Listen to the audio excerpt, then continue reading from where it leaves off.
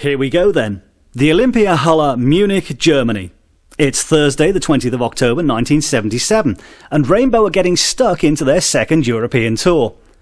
The band for this gig were Ritchie Blackmore on guitar, Cozy Powell on drums, and Ronnie James Dio on vocals, with new boys Bob Daisley on bass and David Stone on keyboards, who were drafted in just a few weeks before the tour began. As always at this time, Rainbow start the set with Kill the King. Although a studio version wouldn't appear on vinyl until the long-lived rock and roll album in 1978, the track had been written back in early 1976 during rehearsals for the first European tour. Working on a set list, they decided that they were short of a suitably fast and furious set opener, something which fulfilled the role that Byrne had done for Deep Purple from 1973 onwards. Kill the King worked so well that they decided to keep it for the 77 shows too. The stage version features far more keyboard work, however, than the studio take, while the lyrics, according to Ronnie James Dio, actually relate to a chess match. This show was very late starting. In fact, it almost got pulled altogether. 2 nights before, trouble had begun at Rainbow's show in Austria, when Ritchie saw heavy-handed security staff shoving and pushing around some of the fans down at the front of the stage. He took a bottle of beer and emptied it over the main offender. Tempers rose, however, and fisticuffs inevitably followed, and as a result Ritchie was arrested and jailed overnight for thumping one of the guards. The Munich gig was scheduled for the 19th, but with Ritchie in jail they decided to put it back a day and hoped that the lawyers could sort things out. He was finally released on the 20th and driven straight by car to Munich, with anxious promoters keeping their fingers crossed that he'd make it in time. In normal circumstances, they would probably have cancelled the gig, but as German TV was set up to film the event for the long-running Rockpalast programme, it was important to try and save the show. For a first-hand account of what actually went on, I suggest you have a look at Bob Daisley's interview. It's rather enlightening. Back to the gig, and the support band Kingfish did an extra long set, and Blackmore finally arrived at the hall. Rainbow hit the stage around midnight. The audience had been kept informed of the delays and were offered a refund if they wanted to leave early.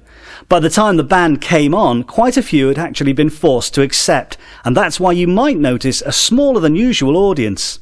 The tour, however, was almost a complete sellout.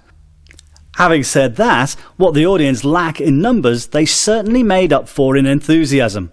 As for the Austrian judicial system, well, Blackmore's case was eventually heard early in 1978, and he was fined the equivalent of £5,000 for breaking the guard's jaw.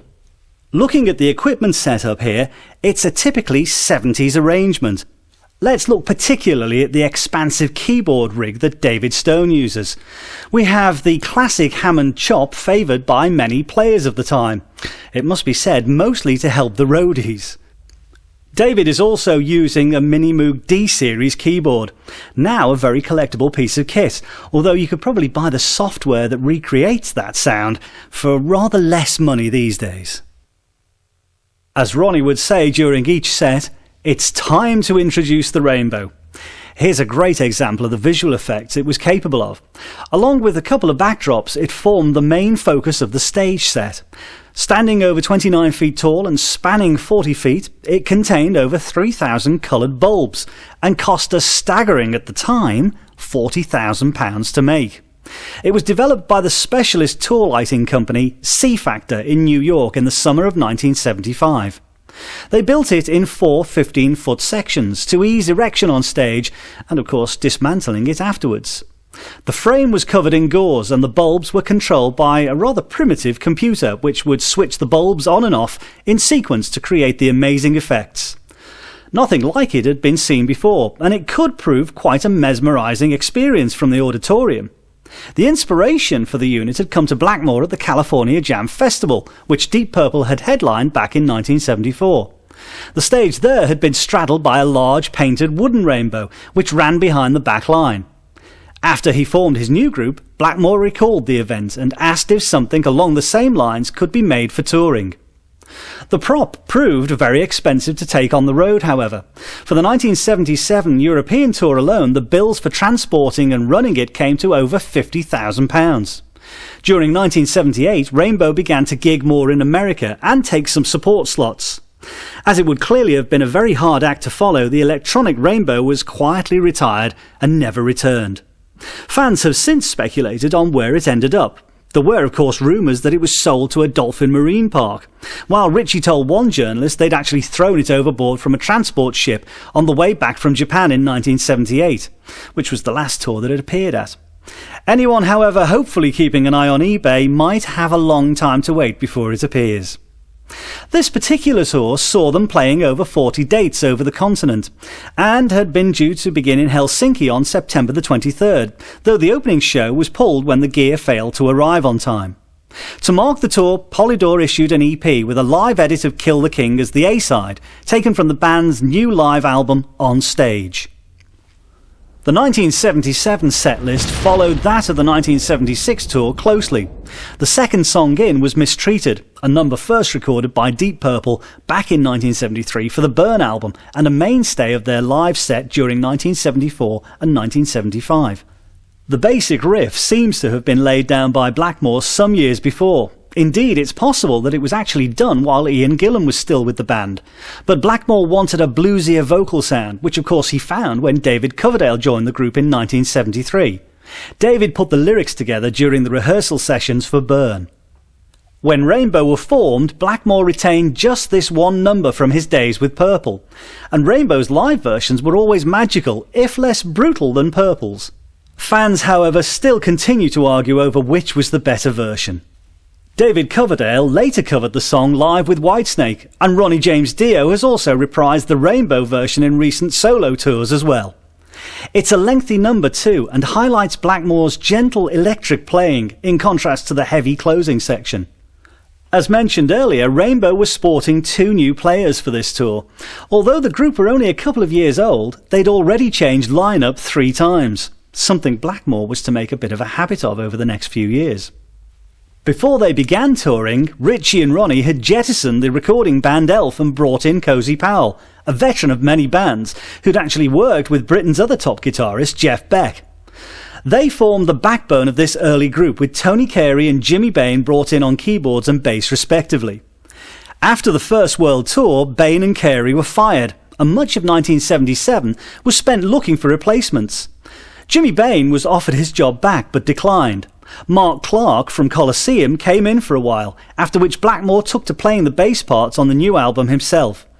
They were really up against it as the year progressed and had to put back the start of the tour until they could draft in new players.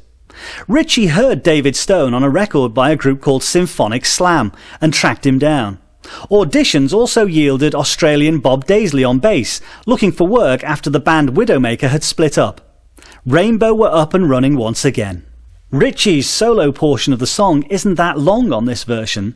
Often he would extend this section until the track ended up well over the 12 or 13 minute mark. The days of Rainbow's 3-minute pop songs were still some years off. It's this sort of playing which really marked Blackmore out from most other rock musicians. His mastery of all aspects of the electric guitar were never in more evidence than on some of these early Rainbow performances, and often the crowd would be hushed to silence as he experimented with some of these softer runs.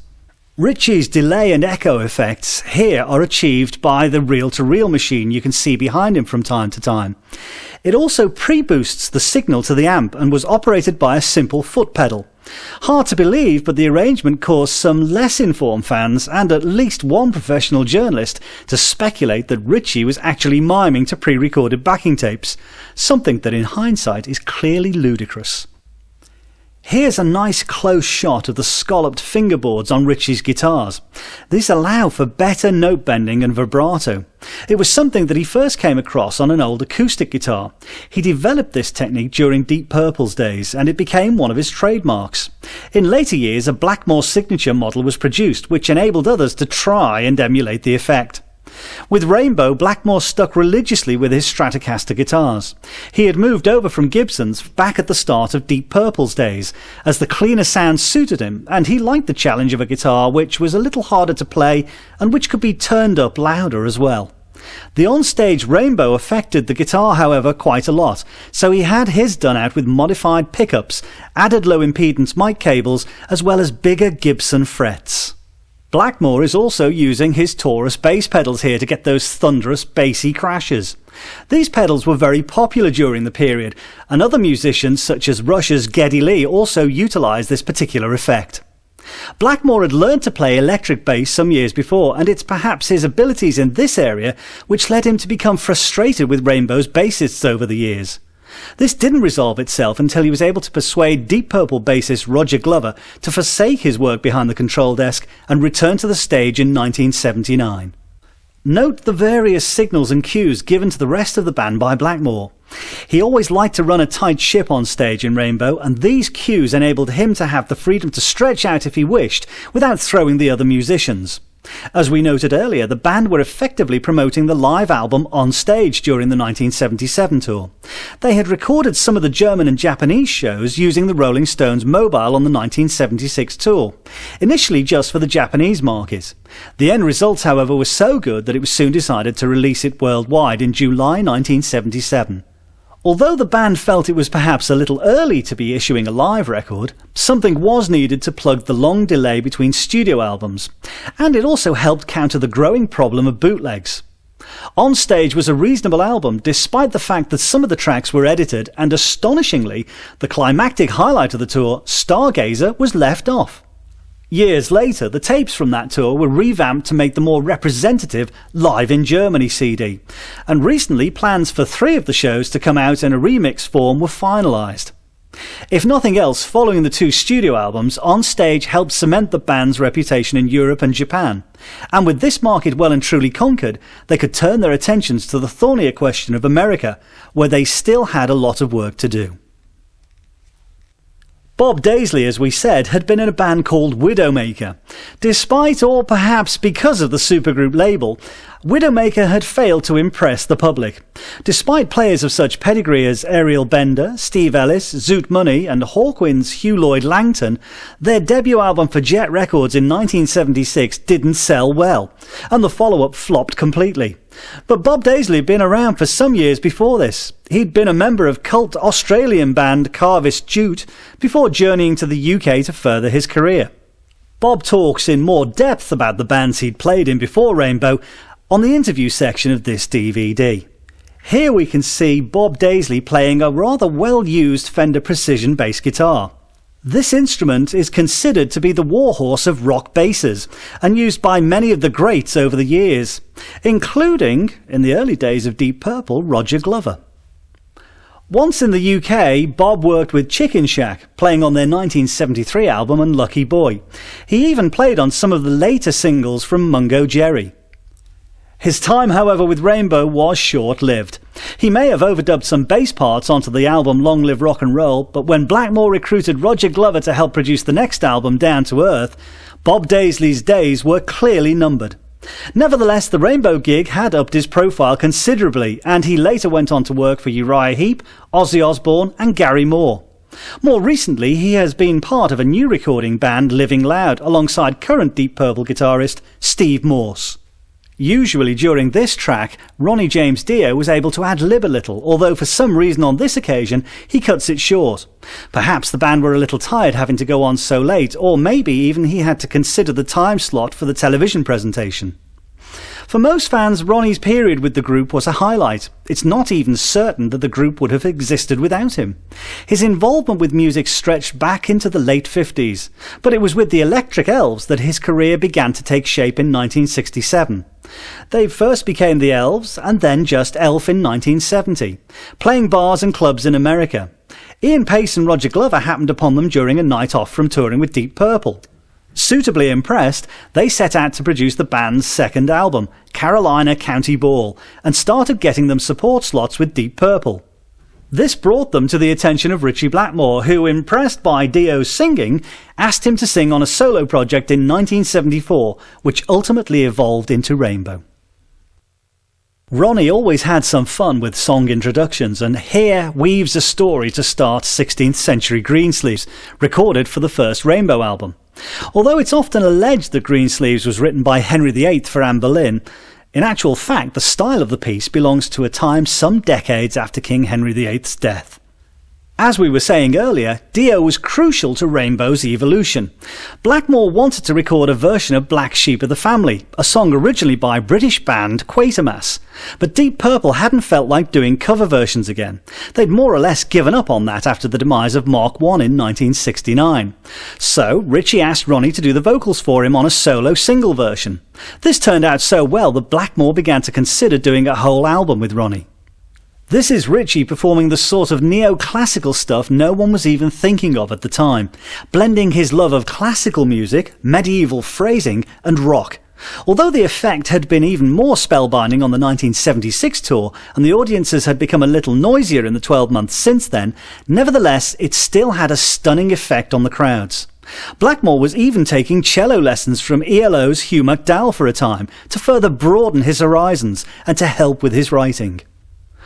The run in the intro, incidentally, is from Bach's Brandenburg Concerto No. 3, Movement 2 to be precise. Greensleeves was the first track Ronnie and Ritchie ever wrote together as the B-side to Blackmore's proposed solo single. It was only after Blackmore had booked some studio time that he realised if they were going to issue a single, they'd need a B-side as well, so he asked Dio to come up with something fairly sharpish. In the end, they dropped the single idea and went for a full-blown album instead. He booked time in Germany in early 1975 and they laid down a complete album in just a few weeks. Titled simply Ritchie Blackmore's Rainbow, it was cut at the Musicland studios in Munich during February and March, a studio Purple had used also a number of times. The end result gave Blackmore the confidence to resign from Purple and go off on his own. The track remains a typical example of Ronnie's swords and sorcery style of lyricism. In his days with Elf, the songs had usually covered more familiar rock and roll territory, but Blackmore wanted to carry on the fantasy style of lyric he'd been pushing David Coverdale to write for some years, songs like Stormbringer and Holy Man being prime examples. Ronnie perfected the approach in Rainbow right from the off. Perhaps his best example was the lengthy Stargazer on the band's second album, which segued into Light in the Black and told a story of Tolkien-esque proportions across an entire side of Rainbow Rising. This style also served him well in later years, both during his time with Black Sabbath and particularly once he'd formed his own band Dio in late 1982. Greensleeves was certainly an ideal stage number, full of changes from light to dark and much heavier than it had been on the record. Indeed, most of the first album sounded underproduced when it came out, and clearly the performance of the band on it hadn't been up to Blackmore's own high standard, which is why he and Ronnie decided to start recruiting again once they'd made the decision to take Rainbow on the road. One aspect of Ritchie's playing that gets little attention is his slide solos.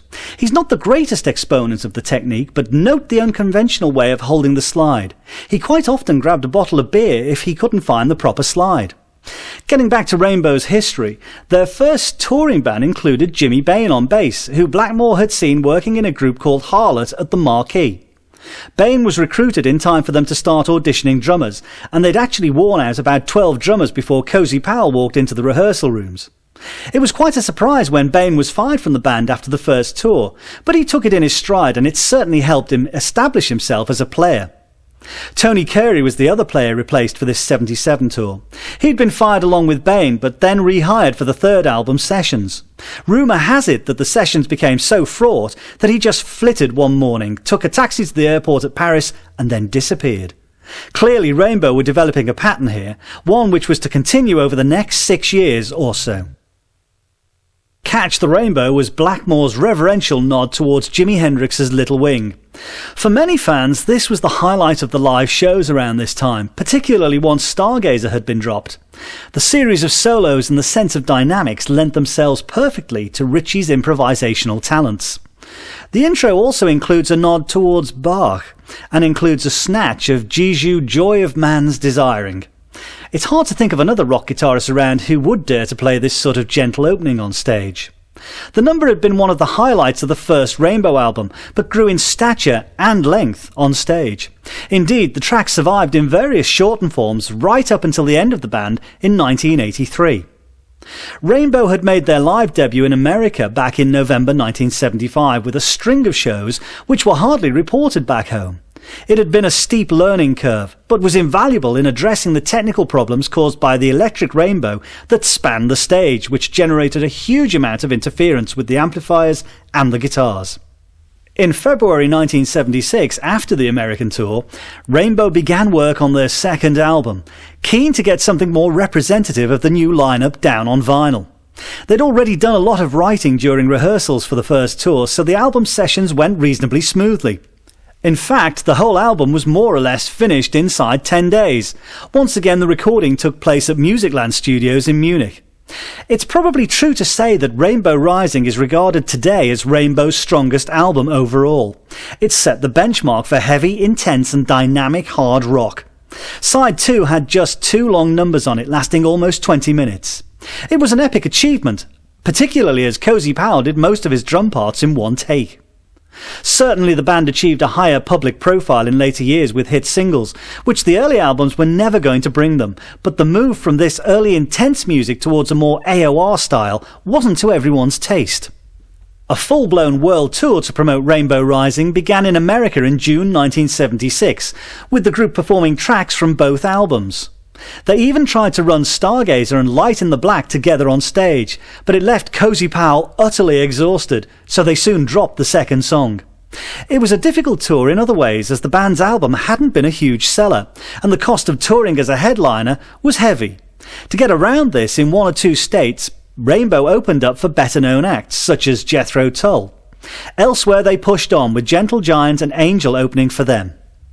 You'll notice Bob Daisley performing backing vocals during this number.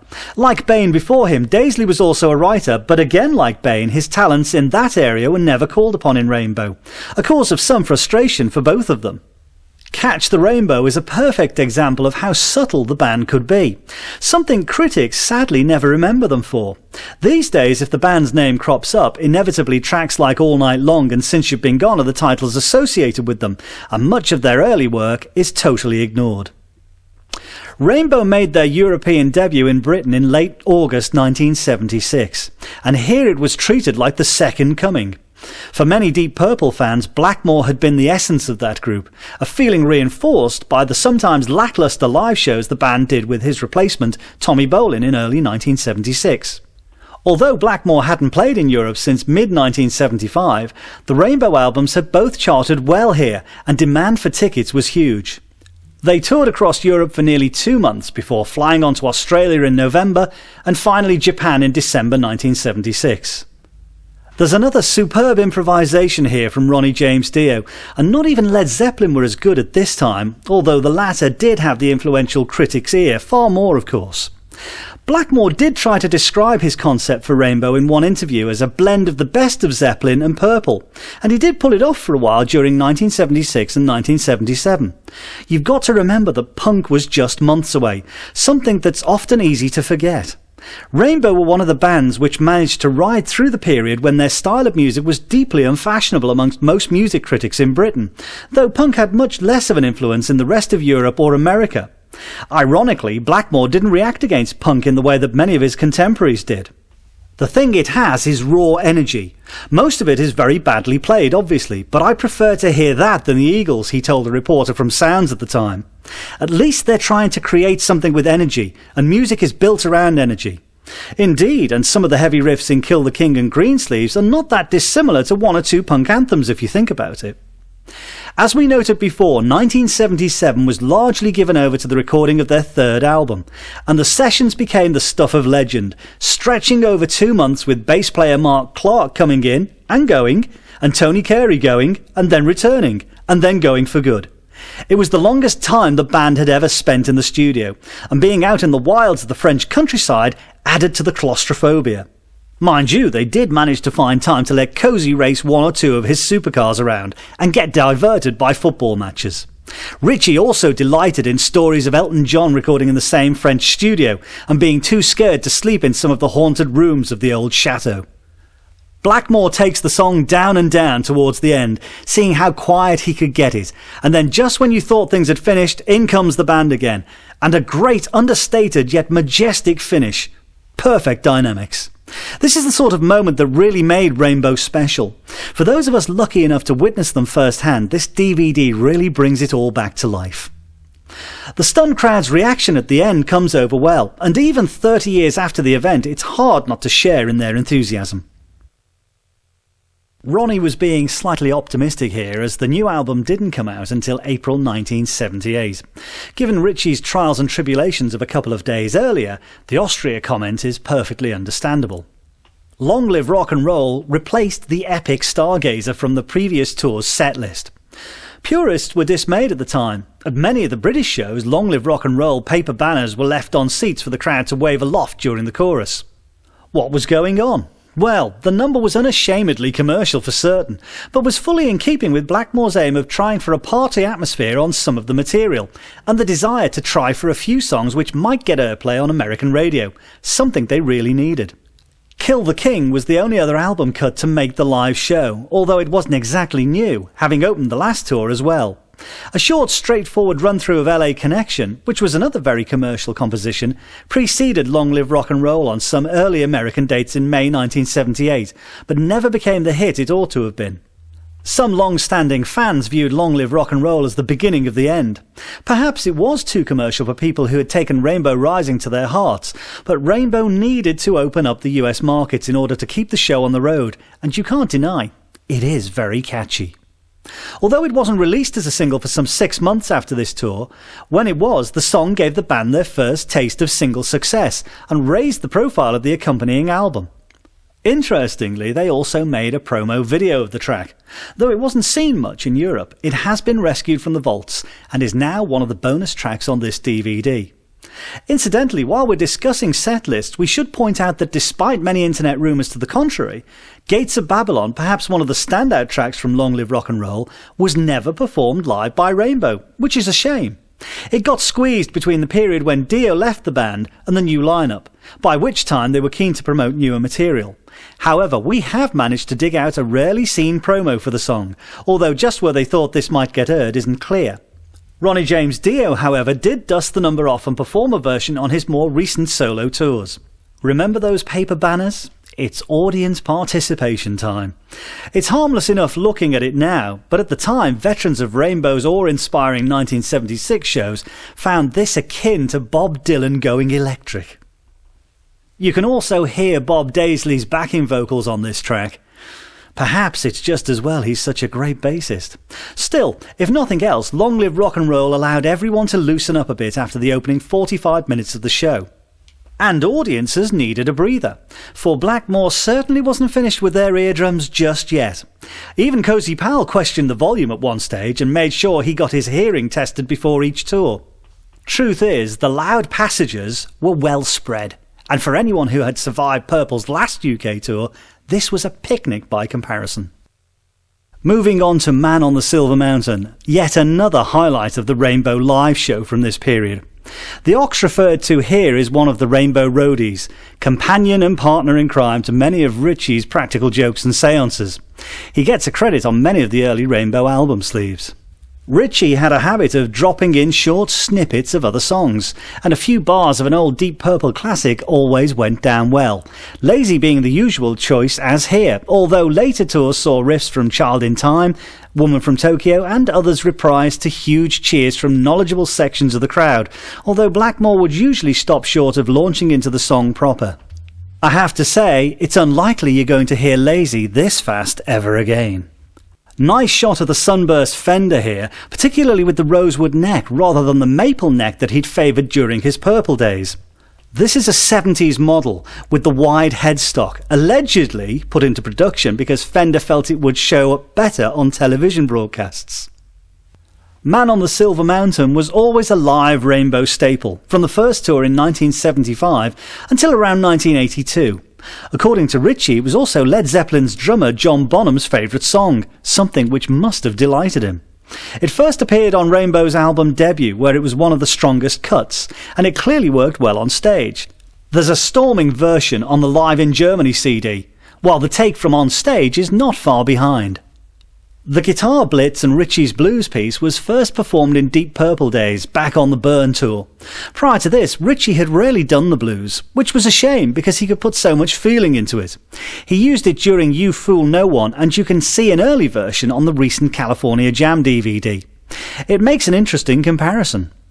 David Stone follows the guitar section, and for any musicologists out here, his North American keyboard style is clear to hear. Following the instrumental section, Ronnie James Dio comes in with a short clip of Starstruck, another potential winner that was never performed in its entirety on stage, which again is a shame. Dio was never shy of trying to attempt something new on stage, and Ritchie would often go along with it, although occasionally would deliberately leave Dio hanging just to see how he would get out of it. Another improvisational piece was Night People. Originally it was a track which was listed on early recording details for the Long Live Rock and Roll album. This, plus the snippets heard at various concerts, led to much speculation that it was a fully finished but unreleased number from the sessions. However, according to Cozy Powell, when he was asked about it some years later, it was never finished, even to demo standard, remaining just a jam the band played around with during the writing sessions. Maybe had they lasted long enough together to record a fourth album with the same lineup, it might have been developed further. We of course will never know. Still I'm Sad was always one of Blackmore's favourite tracks, though the Rainbow versions were very different arrangements to the original recorded by the Yardbirds. The band first recorded it on their debut album, but left it as an instrumental. It remains a frustrating track as the mix seems almost to deliberately play down Blackmore's ferocious guitar work. The song was brought into the live set and used during the Dio years as a vehicle for guitar, keyboard and drum solos. I guess it served a similar purpose to that which Space Truckin' did in Deep Purple, building the set to a climax and letting the musicians have a little fun along the way. Still I'm Sad includes an incredible amount of highs, particularly the astute use of dynamics from the band into Ritchie Blackmore's solo, with snatches of Beethoven's Ninth and Ode to Joy, a piece which would further be worked up in the 80s into both a studio rendition and a live favourite, which Blackmore carried on with throughout his stint in the reformed Deep Purple, resplendent at that time with an animated laser light show version of Beethoven on stage, if memory serves me correctly. David Stone also has a chance to shine throughout Still I'm Sad. In hindsight, Stone doesn't appear nearly as upfront as his predecessor Tony Carey, or his eventual replacement Don Airey, come to that. In fact, he made very little contribution to the Rainbow story aside from the live tour, and despite a compositional input to Gates of Babylon, though despite appearing on the sleeve cover he was never credited, he remains one of the lesser-known sidemen from the band. His career after Rainbow is shrouded in mystery. Indeed, his career before Rainbow isn't well documented either. He was in a Canadian band called Symphonic Slam, a sort of prog rock outfit, a trio who recorded material along the lines of Atomic Rooster and Emerson, Lake and Palmer. Although Rainbow are usually regarded as a British band, in reality they were quite a cosmopolitan bunch. On stage we have 2 Englishmen, an American, a Canadian and an Australian, while the lineup for the first album was all American apart from Blackmore. From the powerhouse behind the band to the focal point, Colin Cozy Powell's time has come. Along with Dio and Blackmore, this was the influential Rainbow triumvirate. As far as the presentational and technical side of the band was concerned, and probably as far as many fans were concerned too, come to that, check out the double bass drum technique here. Cozy used Tchaikovsky's 1812 Overture as the basis for his drum solo, something he initially worked on back in his Jeff Beck group days. The drum solo was actually cut from the on-stage live album, although can be found in full on the Live in Germany double album. However, the visual aspect presented here lends it considerably more impact. Cozy was well aware that not everyone relished drum solos, so rather than just rely on a flash exhibition of the drummer's art, he decided to turn it into a visual tour de force. Cozy had already seen a lot of success before joining Rainbow. He'd been signed by UK producer Mickey Most, famous for no end of chart-topping pop acts, Suzi Quatro and Hot Chocolate just being 2 of them. Most had put out some drum-bass singles and secured a top 10 hit, Dance with the Devil, which had been based on a Jimi Hendrix riff. This inspired a whole generation of kids to start hitting things. Some even went on to become drummers. Needless to say, Cozy quickly tired of the scene when his band ended up playing for crowds of screaming teenage girls. Away from the chart scene, he was working with the group Bedlam, playing really heavy rock. Cozy was ultimately one of the longest-serving Rainbow members, staying with the band almost exactly 5 years. His interest waned, however, as the group became more of an AOR act, and he left following the first Monsters of Rock festival that Rainbow headlined in 1980. He went on to drum for Michael Schenker, Emerson, Lake and Powell, Whitesnake and Black Sabbath before his tragic death in a car accident in 1998. It's time for the encore. Do You Close Your Eyes is from the Rainbow Rising album, and at the time was seen as one of the lesser tracks on the record, though perhaps with hindsight it might have been an early attempt at something a little more commercial. Live, it served simply as a vehicle for Ritchie's guitar demolitions. Encores were often a sore point with Rainbow fans, for unlike many rock bands, Rainbow didn't just churn out an encore for the sake of it. If Blackmore was unhappy with the band's performance, his own performance, or felt the crowd hadn't been especially enthusiastic enough, he would skip the encore altogether. And if it was the one show you'd attended, then you might be a bit disappointed. Among hardened Rainbow gig-goers, though, guessing whether they'd be back did become part of the evening's entertainment. Clearly, Blackmore felt the Munich crowd deserved a longer show, given all that they'd had to put up with from the delayed start to the rescheduling of the date. The ritual saw the band charge through a couple of verses, Cozy and Daisley powering them along with Ritchie blazing away and Dio really having to push himself to be heard above it all. There was also a huge sense of anticipation from the crowd. They'd got the encore, would Blackmore sacrifice a guitar or not? It'll probably be quite strange for many fans who have listened to live audio versions of this number over the years to actually witness it for the first time. At last count, there were some dozen bootleg audio versions of this show in existence alone, not to mention numerous video copies taken from repeats on German television. The show was actually never broadcast in Britain, the BBC almost never taking up options on showing the hundreds of Rock Palace concerts that were broadcast over the years. Although this is the only full concert in existence of the Dio-fronted band, later lineups would be far better served. Rainbow's Donington 1980 concert was filmed, and a half hour was shown on European television. There was even an edited video release from the San Antonio show in 1982, while the final Rainbow gig in 1984, just before Blackmore rejoined Purple, was released on video and Laserdisc, but only in Japan itself. When Rainbow reformed a decade later, they were again filmed by Rock Palace in October 1995. Hopefully, some of these will appear on DVD in the not-too-distant future. Blackmore had developed this love-hate relationship with his guitar over many years. Back in the 60s, he'd been encouraged by Screaming Lord Sutch to develop his showmanship, or be out of a job. Pete Townsend might have made guitar destruction part of The Who's early shows sooner, but Jeff Beck wasn't averse to similar antics. Check the Yardbirds sequence in the film Blow Up, and of course Hendrix took it even further. In Purple, Blackmore held back for a couple of years, but as the second lineup got heavier and more intense, so the occasional guitar would get damaged. There are stories from the early 70s of his anxious roadies trying to recover pieces from the crowd so they could be salvaged or repaired, especially if they'd been machines which had been extensively modified. One of the most famous of all Blackmore's guitar demolitions took place when Purple headlined the California Jam Show in 1974. And it was that gig which perhaps gave him the idea of making it an element of the Rainbow stage show on a more regular basis.